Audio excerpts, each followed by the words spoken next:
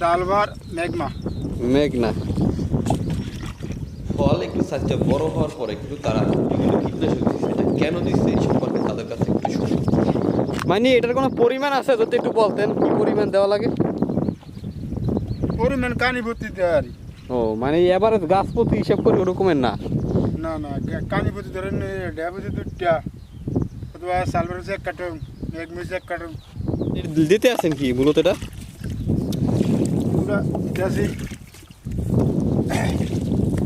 ড্যাব। কৃষকেরা এখন ড্যাব সার ব্যবহার করছে যখন ফলের ওজন প্রায় ধরেন 2 কেজি থেকে 3 কেজির মতন হয়েছে। তরমুজের খাদ্য মানে তরমুজটা বড় হয় আর কি, মোটা হয়। জি। এখন ঠিক 12টা, তারা 12টা বা 12:30টার সময় কিন্তু গাছে এইভাবে সার গলিয়ে তারা কিন্তু গাছের গোড়ায় দিচ্ছে। এতে কোনো ক্ষতি হচ্ছে কিনা সেই সম্পর্কেও তাদের মুখ থেকে একটু শুনবো।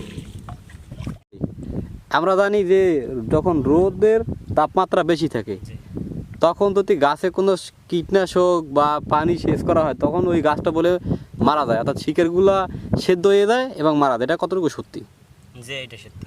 তাহলে আপনারা এই যে এখন তো অলরেডি বালু গরম হয়ে গেছে রোদের তাপে, এখন যে আপনারা তরমুজ গাছে যে ওষুধগুলো প্রয়োগ করতে আছেন বা কীটনাশক বা সার, তো এতে গাছের কোনো ক্ষতি হয় না? যে না, এটা আরো গাছের উপকার। মানে এইটা উপকার হয়। জি। আর দুপুরের বেলায় আপনার কীটনাশক সার এইগুলো দিলে গাছের উপকার হয়, কেননা রোদের তাপে যদি কোনো পোকামাকড় থাকে এগুলো ধ্বংস হয়ে যায়। জি জি। আর পানিটা মূলত সকাল দিতে হয়।